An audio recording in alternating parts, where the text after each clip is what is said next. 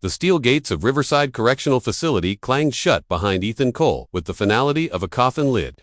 At 19, he was already the youngest inmate to walk these halls, but that wasn't what made every head turn as he crossed the concrete yard. It was the magnificent German Shepherd, walking calmly at his side, black coat gleaming in the harsh afternoon sun, amber eyes scanning the crowd with the practiced alertness of a seasoned guardian. The dog's presence was an anomaly that rippled through the prison population like a stone thrown into still water. Dogs didn't belong here, among the hardened criminals and forgotten souls, yet their shadow was his powerful frame, moving with fluid grace, ears alert to every sound. Every whisper, every potential threat to the young man beside him. Ethan kept his gaze fixed straight ahead as they walked the gauntlet of stairs and murmurs.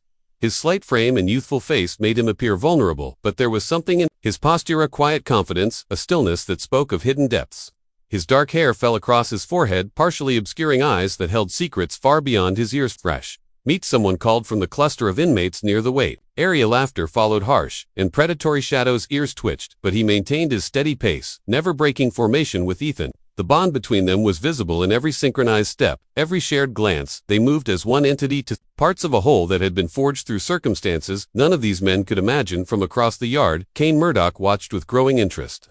6'4" and built like a freight train, Kane ruled this concrete kingdom through fear and brutal efficiency. His shaved head bore the scars of countless fights, and his cold blue eyes had seen every form of human weakness exploited. At 35, he'd been here long enough to know that new inmates fell into two categories: those who bent the knee immediately, and those who had to be broken. This kid with his pretty boy face, an unusual companion, looked like he'd snap like a twig. Boss, muttered Rico, one of Kane's lieutenants, a wiry man with gang tattoos snaking up his arms. You seeing this? Kane nodded slowly, his lips curving into what might have been called a smile. On anyone else. On him, it looked like a predator baring its teeth. Yeah, I see it. Question is, what's a Boy Scout like that doing in a place like this?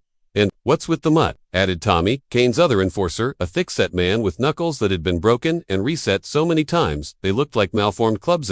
Kane said, his voice carrying the weight of authority, is what we're going to find out. Ethan and Shadow reached the cell block without incident, though Ethan could feel the weight of dozens of eyes tracking their movement. The guard escorting them, a tired-looking man named Peterson, who'd clearly seen too many years in this place, glanced down at Shadow with undisguised curiosity. Ever seen anything like this in 20 years? Peterson muttered, more to himself than to Ethan. Special circumstances, they said. Court order.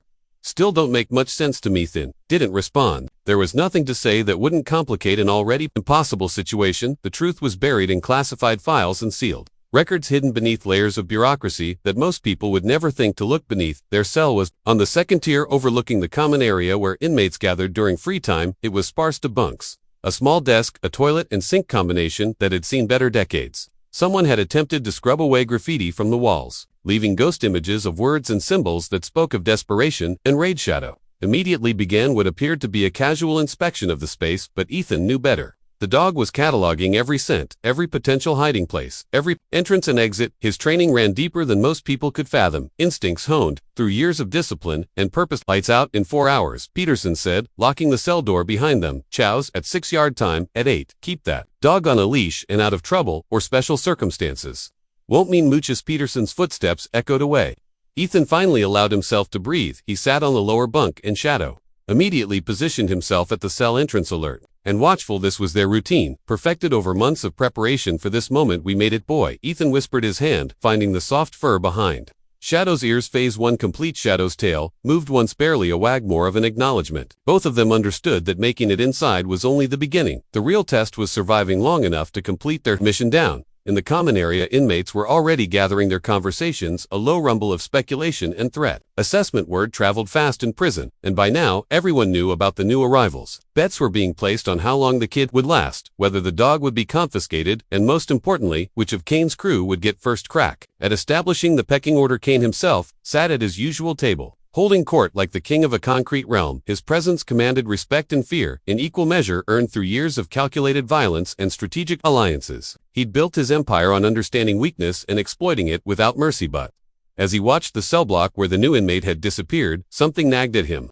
The kid's posture had been all wrong, too controlled, too aware, and that dog. Kane had seen military working dogs before, during his brief stint in the army, before everything went wrong. Shadow carried himself with that same lethal professionalism. Rico, Kane said quietly, never taking his eyes off the second tier. Find out everything you can about our new friend, real name, charges, where he came from, everything. You got it, boss. What about the dog?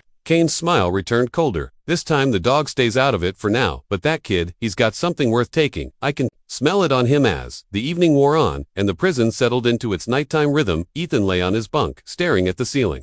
Shadow remained at his post, ears rotating slightly at every sound. From the corridor they both knew what was coming. In a place like this, predators could smell vulnerability from a mile away, and they never waited long to test new arrivals. But Kane and his crew didn't know what they were dealing with. They saw a 19-year-old boy who looked like he belonged. In college, not corrections, they couldn't see the years of training that had forged him into something harder than his appearance suggested.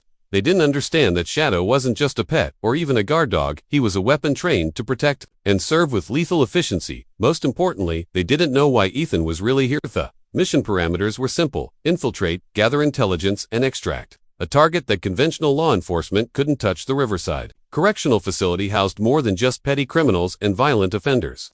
Hidden among the general population was a man who possessed information vital to national security. Information that had already cost lives and would cost many more if it fell into the wrong hands. Ethan's age and appearance were assets, not liabilities. His cover story: a hacker who'd gone too far and ended up in over his head, would hold up under scrutiny.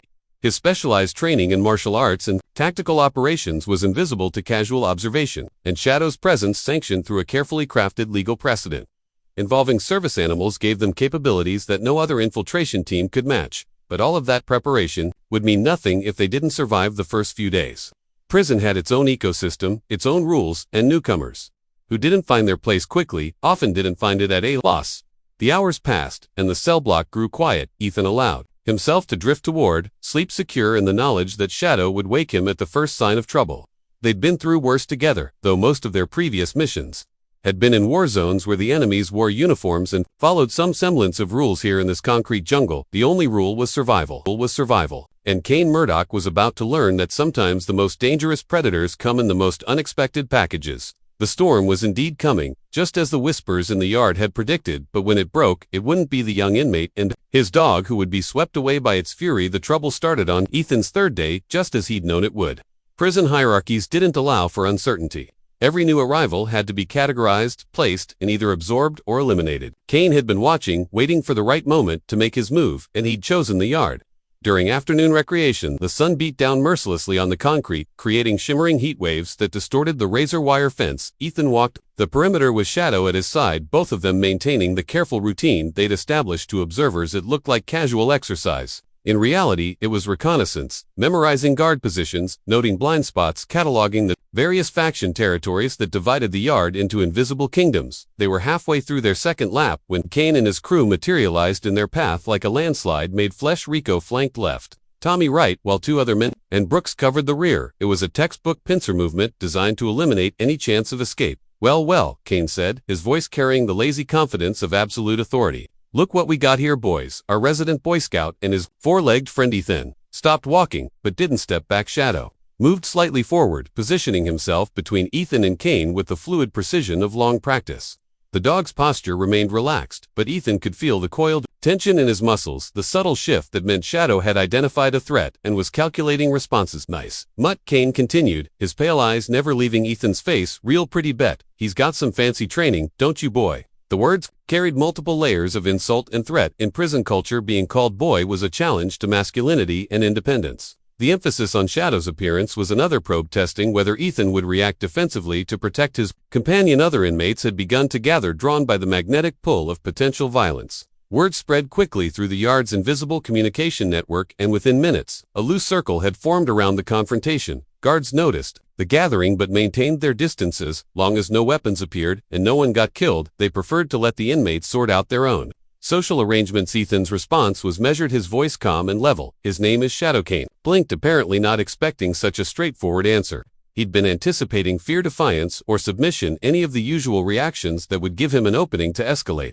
Instead, he got simple information delivered without emotion. Kane repeated, drawing out the syllables mockingly. That's real cute. Wonder what tricks he knows. Without warning, Kane reached out toward Shadows had his massive hand moving in what could have been interpreted as a friendly gesture, but Ethan read the subtle tension in the man's shoulders, the predatory gleam in his eyes, and knew it for what it was, a test and a trap combined. Shadow's reaction was instantaneous and precise. He stepped sideways, positioning his body to block Kane's reach while never taking his eyes off the potential threat. His movement was so smooth it looked almost casual, but every inmate in the circle recognized it for what it was, a professional assessment and response. Easy. Their lassie Rico laughed, but there was an edge to his voice. Boss just wants to be friendly. Kane's expression darkened. Being denied was not something he experienced often, and certainly not by a dog. His hand moved again, this time more aggressively, reaching to grab Shadow's collar. I said. Easy. The growl that emerged from Shadow's throat was unlike anything most of the inmates had ever heard. It wasn't the barking bluster of an angry pet, or the warning snarl of a threatened animal. It was the sound a wolf makes when cornered. Low and dangerous and absolutely serious. Every man in the circle took an involuntary step backward, except for Kane, whose pride wouldn't let him retreat. Call your dog off, Kane said, his voice carrying the first hint of uncertainty. Shadow, Ethan said quietly, and the growling stopped instantly, but the dog remained in position, ready to explode into action at the first sign of continued aggression. Kane's face flushed red with embarrassment and rage in front of half the yard. He'd been backed down by a teenager and his pet. The humiliation burned like acid in his chest, demanding immediate satisfaction. You think you're special? Kane snarled, his attention shifting fully to Ethan. Think that fancy mutt makes you untouchable? I think, Ethan replied carefully, that everyone here just wants to do their time and go home. It was the wrong thing to say. Kane's laugh was harsh and bitter. Go home? Boy, you got no idea where you are, do you? This is home now, and in this home there's rules. Rules that say punks like you show respect to their betters. The shove came without further warning. Kane's massive hand slammed into Ethan's chest, sending him stumbling backward. The move was calculated hard enough to establish dominance without triggering an immediate guard response, but humiliating enough to demand retaliation. Ethan hit the concrete hard, scraping his palms as he broke his fall. For a moment, he remained on the ground, and the watching inmates leaned forward expectantly. This was the moment of truth. Would the new fish fight back or fold? Shadow's reaction was immediate and terrifying. The dog launched himself forward with explosive speed, but instead of attacking Kane directly, he positioned himself over Ethan's prone form, facing outward toward all potential threats, his lips pulled back to reveal gleaming white fangs, and another growl, deeper and more menacing than before, rumbled from his chest. But it was Ethan's response that made the crowd fall silent as he pushed himself to his feet. Something fundamental shifted in his demeanor. The careful facade of nervous youth fell away like a discarded mask, revealing something harder and far more dangerous. Underneath his dark eyes met Kane's pale ones directly. For the first time, and what Kane saw there made him take an involuntary step backward. It wasn't fear or anger or even hatred. It was assessment, cold, professional, and utterly without mercy. Stand down, Shadow, Ethan said quietly, brushing dust from his prison uniform. His voice carried a tone of command that seemed to resonate through the concrete around them. The dog immediately stepped back, but remained alert, his eyes tracking every movement of Kane's crew. Kane felt something cold slither down his spine. The kid's entire body language had changed. Where before, he'd moved with the cautious uncertainty of a new inmate, now he stood with the balanced readiness of someone who'd been in far worse situations and survived. You made a mistake, Ethan said, his voice still calm, but carrying an undertone that made several inmates shuffle nervously. But everyone gets one. The implied threat hung in the air, like smoke from a gunshot. Kane's crew exchanged uncertain glances, suddenly aware that the dynamic had shifted in ways they didn't fully understand. Rico's hand drifted toward the improvised weapon hidden in his waistband, but something in Shadow's posture warned him that any aggressive movement would trigger an immediate and devastating response. For a long moment, the two groups faced each other across a few feet of concrete that might as well have been a canyon. The entire yard had gone quiet, hundreds of inmates sensing that they were witnessing something significant, a moment that would be talked about for years to come. Finally, Kane forced his Redditor's smile back into place. We'll finish this conversation later, Boy Scout, count on it, count on it. He turned and walked away, his crew falling into formation behind him. But even as they retreated, everyone watching could see the tension in their shoulders, the way they kept glancing back as if expecting pursuit. Ethan remained motionless until they were out of immediate range, then knelt to check Shadow for any signs of injury. The dog pressed against him briefly, a moment of reassurance between partners before resuming his alert stance. Crowd began to disperse, conversations buzzing with analysis and speculation. What they'd witnessed wasn't the usual prison confrontation. There'd been layers to it, complexities that most of them couldn't quite grasp but instinctively recognized as significant. Ethan and Shadow walked back toward the cell block. Several inmates nodded respectfully. Word would spread quickly through the prison's communication network. The new kid wasn't what he appeared to be, and his dog was definitely not a Piton. His cell that night, Ethan sat on his bunk while Shadow maintained his vigil at the entrance. The confrontation had been inevitable, but it had also been revealing. Kane was everything the intelligence reports had suggested: violent, intelligent, and completely ruthless, but he was also predictable, and predictable enemies were manageable. More importantly, the encounter had established their credentials within the prison hierarchy. They weren't weak, but they also weren't looking for trouble. That careful balance would buy them the time they needed to locate their target and establish the extraction protocol. Phase 2. Boy, Ethan whispered to Shadow, scratching behind his ears. Now we find Marcus Reed and figure out how to get him out of here. Alive. Shadow's tail moved once. In acknowledgement, they both knew that Kane wouldn't let the public humiliation slide.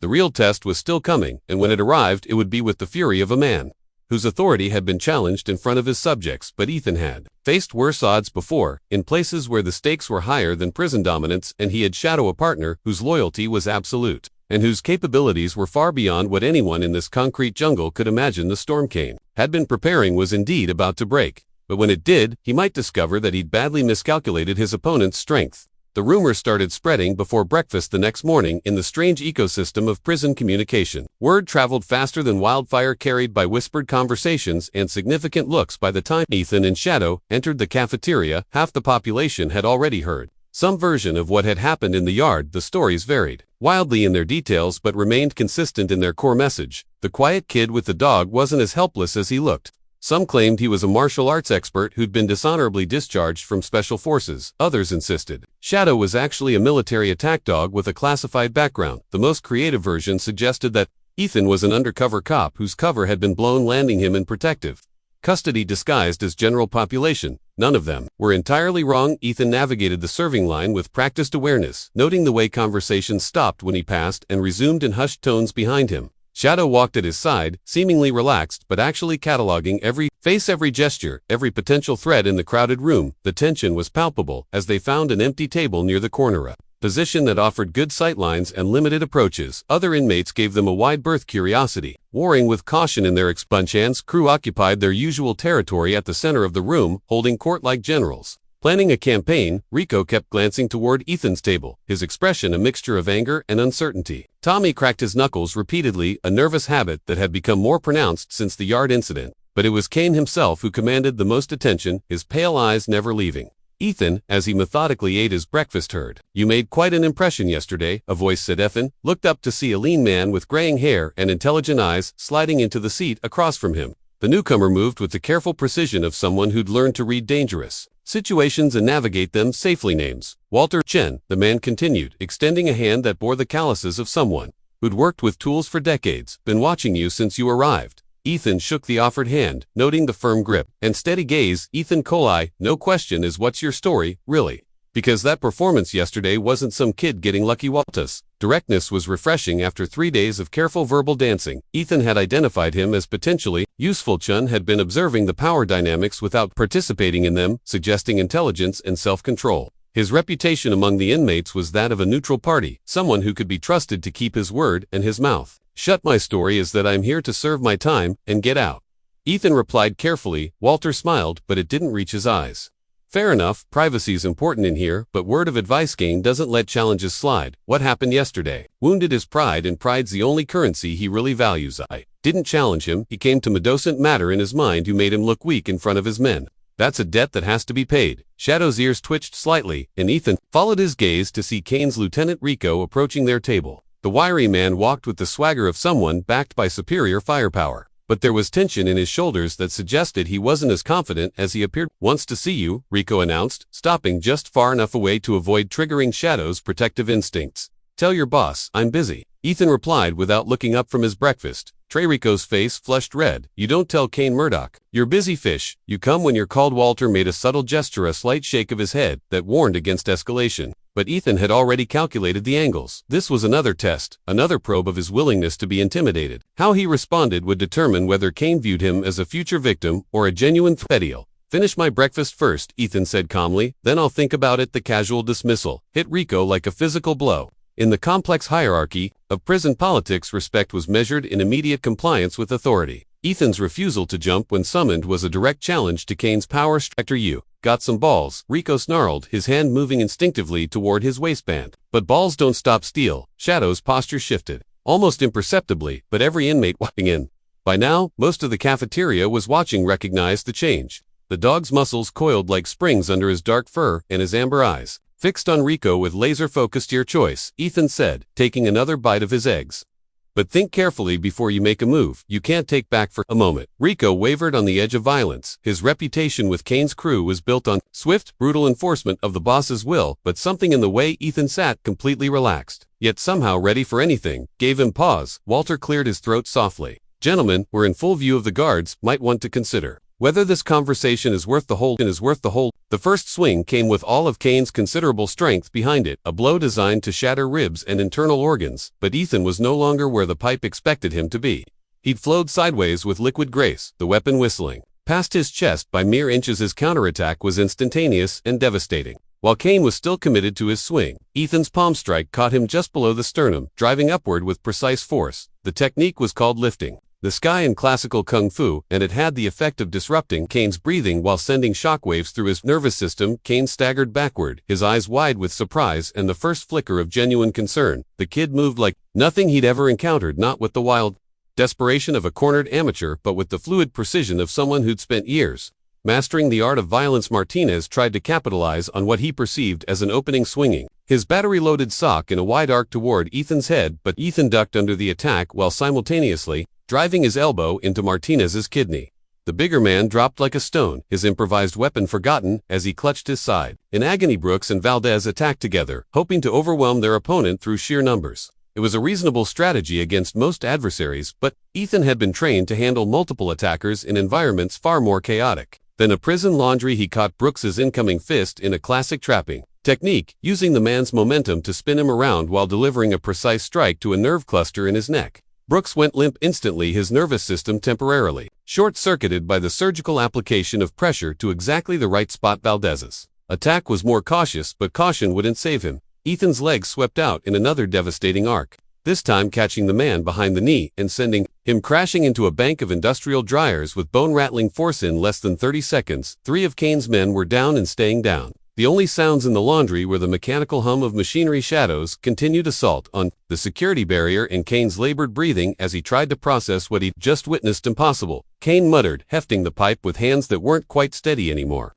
"You're just a kid, a punk college boy who got in over his head." Adjusted his stance slightly, and Kane recognized the movement for what it was, a predator preparing to strike. The kid's entire demeanor had changed during the fight, revealing something that had been carefully hidden beneath layers of assumed youth and vulnerability. This wasn't a 19-year-old hacker who'd gotten unlucky. This was a weapon in human form, trained and honed to lethal perfection. "Who are you?" Kane demanded, backing toward the exit as his strategic mind finally grasped the scope of his miscalculations. "Someone who gave you a chance to walk away," Ethan replied, advancing with the measured pace of absolute confidence. "You should have taken it behind them." Shadows. Assault on the security barrier was beginning to show results. The mesh was starting to buckle under the repeated impact of his powerful frame, and sparks were flying from the mechanical components that controlled its operation. Kane made his decision. Pride was important, but survival was paramount. He turned and ran for the exit, abandoning his unconscious crew without a second thought. But he didn't make it. Shadow's final assault on the barrier succeeded.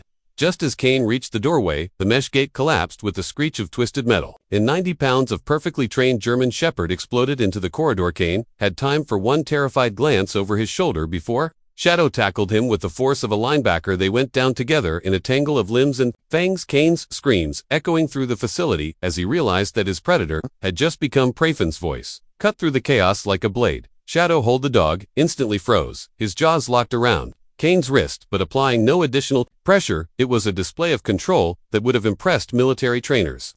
The ability to go from full attack mode to perfect restraint in a split second. Kane lay pinned beneath Shadow's weight, his face pale with shock and blood loss from the puncture wounds in his arm. The pipe lay forgotten beside him, as useless now as his carefully constructed reputation for invincibility. "You have 2 choices," Ethan said calmly, kneeling beside the trapped man. "Option 1, you forget this ever happened. You tell your crew they got jumped by rival gang members, and you never look in my direction again. Option 2, Shadow here gets to finish what you started, and I tell the guards I found you like this when I came to do." Laundry. Kane's eyes darted between Ethan's impassive face and Shadow's amber stare. The dog's expression was utterly calm, but those jaws remained locked around his wrist like a biological trap. "What are you?" Kane whispered. "Someone who came here to serve my time quietly," Ethan replied. "Whether that happens is entirely up to you." Sound of approaching footsteps echoed from the main corridor. guards responding to reports of commotion in the laundry facility. Kane had seconds to make his choice. "Okay," he gasped. "Okay, we're done. No more problems." Shadow released the dog, immediately backed away, though he remained alert and ready to resume the attack at the first sign of renewed aggression. Kane struggled to his feet, cradling his injured arm while his men slowly began to regain consciousness. When the guards arrived, they found a scene that supported his hastily constructed story. A gang confrontation that had gotten out of hand with injuries consistent with a multi-person brawl. No one mentioned the night boy who'd single-handedly dismantled for experienced fighters, or the dog who'd torn through a security barrier like it was tissue paper. The medical team treated the injured, and the guards filed their reports. Ethan and Shadow quietly returned to their cell. The mission parameters remained unchanged, but their position within the prison hierarchy had shifted dramatically. They were no longer new arrivals to be tested and categorized. They were apex predators who'd proven their capabilities in the most definitive way possible, and, somewhere in the general population, Marcus Reed would soon hear the story of what had happened in the laundry facility. When he did, he might begin to suspect that his fellow inmates included someone far more dangerous than the average criminal. The trap had been sprung, but not in the way Kane had intended. Instead of eliminating a threat, he'd revealed the true nature of the weapon that had been hidden in there. Midst Phase 3 was about to begin, and nothing would ever be the same. Word of the laundry incident spread through Riverside Correctional Facility like wildfire, but the official version bore little resemblance to what had actually happened. According to Kane's carefully constructed narrative by his injured crew and tacitly accepted by the guards who preferred simple explanations, a territorial dispute between rival factions had gotten out of hand. What the official reports didn't capture was the fundamental shift in the prison's power structure. Kane still commanded respect through fear, but that fear was now tempered by uncertainty. His crew walked with less swagger, their eyes constantly scanning for threats they couldn't identify or understand. More importantly, word had reached the ears of Marcus Reed. Reed occupied a cell on the third tier, officially classified as protective custody, but actually serving as a de facto witness protection unit for inmates too valuable to risk in general population. His days were spent in carefully monitored activities, time-supervised exercise, limited interaction with other inmates under controlled conditions. But prisons were ecosystems of information, and intelligence flowed through channels that official oversight couldn't fully monitor. Reed had heard about the new arrival with the unusual companion and the mysterious events in the laundry had piqued his professional curiosity. A former CIA analyst didn't survive 5 years of covert operations without developing instincts for recognizing other professionals. The story of a 19-year-old college boy single-handedly defeating 4 experienced fighters didn't add up, especially when that boy carried himself with the controlled awareness of someone who'd been trained for violence. Reed's suspicions deepened when he learned that the boy's companion wasn't just any dog, but a German shepherd with obvious specialized training. Military working dogs were rare enough in civilian settings, but one that could breach security barriers and execute coordinated attacks suggested capabilities that went far beyond standard training. The pieces of the puzzle were starting to form a picture that made Reed very nervous for Ethan. The aftermath of the laundry confrontation presented both opportunities and complications. On the positive side, his reputation now preceded him wherever he went in the facility. Other inmates gave him respectful nods rather than predatory stares, and Kane's crew avoided him entirely. The breathing room would make the next phase of his mission significantly easier. The complication was that his cover story was becoming increasingly thin. Under scrutiny, Walter Chen had been asking more pointed questions, and several of the older, more experienced inmates were clearly suspicious of his background. Most dangerously, word had filtered down that someone in protective custody was asking questions about the new arrival. That someone could only be Marcus Reed. We need to accelerate the timeline, Ethan murmured to Shadow as they walked their daily perimeter route in the yard. Our target is getting curious, and curious targets are dangerous targets. Shadow's ears swiveled in acknowledgement. Though he maintained his alert surveillance of their surroundings, the dog had adapted to prison life with remarkable efficiency, but Ethan could sense the stress building beneath his professional demeanor. Shadow was bred and trained for action, not for the careful patience required by long-term undercover work. Their opportunity came 3 days later, during the weekly rotation of protective custody inmates through the main library. Reed would be there for exactly 90 minutes under the supervision of 2 guards, who were more focused on preventing escapes than monitoring conversations. Ethan had spent hours studying the library's layout, memorizing sightlines, and identifying positions where conversations could take place without electronic surveillance. He'd also researched Reed's psychological profile, looking for pressure points and motivational triggers that could be exploited. Marcus Reed was 43 years old, a career intelligence officer who'd served with distinction in 3 different agencies before his fall from grace. His betrayal of classified information had been motivated not by ideology or money, but by a twisted sense of justice. He believed the American intelligence community had become corrupt and needed to be exposed, that moral certainty would be his weakness. Reed was browsing the history section when Ethan approached, moving with the casual aimlessness of someone killing time. Shadow remained near the entrance, positioned to monitor both guards while maintaining a clear line of sight to his handler. Interesting book, Ethan commented, noting the biography of Robert Hansen that Reed had been examining. Reed looked up, his pale blue eyes sharp with intelligence and suspicion. At first glance he saw what everyone else saw. Young man barely out of his teens, unremarkable, except for his unusual companion, but something in Ethan's posture triggered his professional instincts. Do you know about Hansen? Reed asked carefully. FBI counterintelligence agent who sold secrets to the Russians for over 20 years, Ethan replied. Caused incalculable damage to American operations and got several assets killed. Some people call him a traitor. Others say he was a whistleblower who went to farther. Words were carefully chosen, designed to resonate with Reed's own justifications for his actions. Reed's expression shifted, almost imperceptibly, recognition dawning as he realized this was no casual encounter. Not what you appear to be. Red said quietly. Neither are you, Mr. Reed. The use of his name sent a chill down Reed's spine. His protective custody status was supposed to be confidential, his identity hidden from the general population. The fact that this apparent teenager knew who he was suggested connections that shouldn't exist. Who sent you? Reed demanded, his voice barely above a whisper. Someone who believes you still have a choice, Ethan replied. Someone who thinks you might want to make things right before it's too late. Red's laugh was bitter, and knowing too late, son, it was too late the moment I decided to expose what our government was really doing in the shadows. There's no walking back from that kind of revelation. There's always a choice. The question is whether you're brave enough to make it. The challenge was deliberate, playing on Reed's as a moral crusader, but Reed was too experienced to be manipulated by simple psychological tactiture. Good, Reed acknowledged. Young, but good. Government training, I'd guess special operations background, probably military intelligence, but whoever sent you made a mistake. What mistake is that? Reed's smile was cold and calculating. They sent a boy to do a man's job. And that boy brought a dog to a gunfight. The threat was subtle but unmistakable. Reed was hinting that he had resources and capabilities that Ethan hadn't accounted for, but instead of backing down, Ethan moved closer, his voice dropping to a whisper that somehow carried more menace than Kane's loudest bellow. Mr. Reed, you've spent the last 5 years hiding behind lawyers and legal technicalities, convincing yourself that you're some kind of patriotic hero, but we both know the truth. You're a coward who betrayed his country and got good people killed. Reed's face flushed red with anger, but before he could respond, Ethan continued, the information you stole is already compromised. Your dead man switch is useless because we've located and neutralized your insurance files. The only thing keeping you alive right now is the possibility that you might still be valuable to the people you betrayed. The blood drained from Reed's face as the implications sank in. If his hidden cache had truly been discovered, then his only protection was gone. He would be completely at the mercy of forces that had very little patience for traitors. Bluffing, Reed said, but his voice lacked conviction.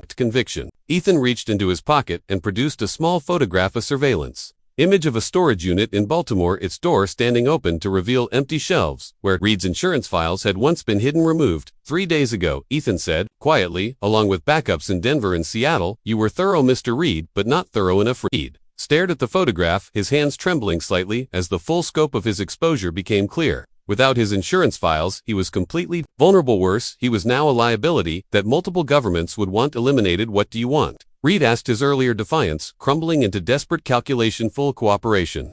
Complete disclosure of everything you know about active operations and compromised assets. In return, you get a new identity and a chance to disappear somewhere your former associates will never find you. And if I refuse? Ethan's smile was thin and predatory. Then you stay here in general population, with a target on your back that will never go away. Kane Murdoch will be the least of your worries once word gets out that your protection is gone. Reed closed his eyes, the weight of 5 years of running and hiding finally catching up with him. He'd always known this moment would come, the moment when his carefully constructed house of cards would collapse. He just hadn't expected it to come from a teenager with kind eyes and a gentle voice. How do I know you won't just kill me once you have what you need? Because dead men can't provide ongoing intelligence about changing situations, Ethan replied. Your value isn't just in what you know. It's in your ability to analyze and interpret new information. Stay useful, and you stay alive. Calculation was brutal but honest. Reed appreciated honesty even when it was terrifying. I need time to think, Reed said. Finally, you have until tomorrow. After that, the offer expires. Ethan walked away, without another word, leaving Reed alone with his thoughts and his rapidly dwindling options. Shadow fell into step beside him, the dog's presence A constant reminder that this negotiation was taking place under very specific terms. That night in their cell, Ethan allowed himself to feel cautiously optimistic. Reed was scared, isolated, and running out of alternatives. Given time to process the situation logically, he would almost certainly choose cooperation over the alternatives. But 24 hours later, Reed's response shattered that optimism. Completely, the message came through Walter Chen, delivered with the nervous precision of a man who'd been paid well to forget what he was carrying. Reed's answer was simple and devastating. Go to hell, but that wasn't the worst part. The worst part was the addendum. Tell your handlers that I've made alternative arrangements, Kane. Murdoch isn't the only one with connections. Ethan felt his blood turn to ice as the implications sank in. Reed had somehow made contact with outside resources who could provide protection and assistance that the official system couldn't match. The careful isolation of protective custody had been compromised, and now Reed had options that Ethan hadn't accounted for. More immediately dangerous, Reed's mention of Kane suggested that the former CIA analyst was actively working to destabilize Ethan's position within the prison. If Reed had somehow managed to communicate the truth about Ethan's identity to Kane, then the fragile peace established after the laundry incident was about to explode into open warfare. The attack came at dawn. Ethan woke to Shadow's low growl, instantly alert as his trained instincts kicked in. The cell block was still officially in lockdown, but he could hear movement in the corridors. Too much movement for a normal shift change. Shadow. Ready, he whispered, and the dog immediately moved to his attack position. The first sign of trouble was the sound of keys in their cell lock. Keys that shouldn't exist, since only the guards had access to individual cells during lockdown, but keys could be copied, stolen, or obtained through corruption, and it appeared that Reed's alternative arrangements included compromising prison security. The cell door swung open to reveal, not guards, but 6 men in prisoner uniforms, their faces covered by improvised masks. Kane led them, his injured arm now supported by a sling, but his remaining hand gripping a sharpened piece of metal that gleamed with deadly intent. Time to finish our conversation, Kane snarled, his voice muffled by the cloth covering his face. But this time he wasn't alone. This time he'd brought overwhelming force and the element of surprise. And this time there were no security barriers to separate Ethan from Shadow. You made a mistake, Ethan said, his voice calm, despite the desperate nature of their situation. Yeah, what's that? Ethan's smile was fierce and predatory. All pretense of youth and vulnerability finally stripped away. You brought enough people to make this interesting. The final battle was about to begin, and only one side would walk away from it alive. Shadow's growl deepened to a sound that seemed to vibrate through the concrete walls themselves, and Kane suddenly realized that he might have made the last mistake of his life. The storm had finally arrived, and it was going to be biblically foda. Official report stated that a riot had broken out in cell block C during the early morning shift change. 6 inmates had been found unconscious, with injuries consistent with blunt force trauma and what appeared to be animal attacks.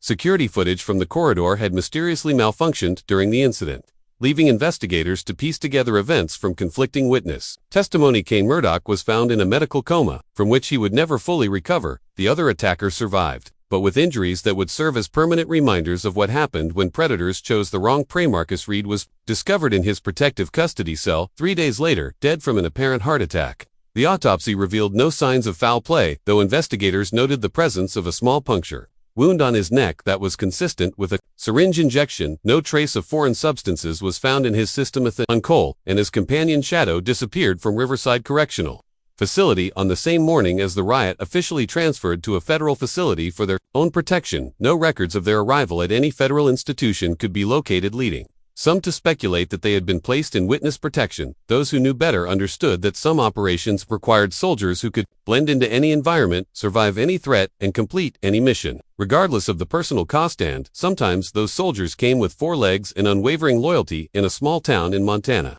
a young man who looked remarkably like Ethan Cole worked as a veterinary assistant, helping to rehabilitate injured wildlife. His German Shepherd companion was popular with local children who marveled at the dog's intelligence and training. That man never talked about his past, and no one thought to ask. In a world where people reinvented themselves daily, his quiet competence and gentle manner with animals were enough recommendation. But sometimes late at night, local law enforcement would notice them walking the perimeter of the town's boundaries, to silhouettes moving with the fluid coordination of partners who'd faced down darkness together and emerged victorious. The mission was complete. Justice had been served. And somewhere in the American intelligence community, a file was marked closed and buried so deeply that it would never see the light of days. Some stories were too dangerous to tell, even when they ended with the good guys winning. Shadow's promise had been kept, and that was enough. That was enough.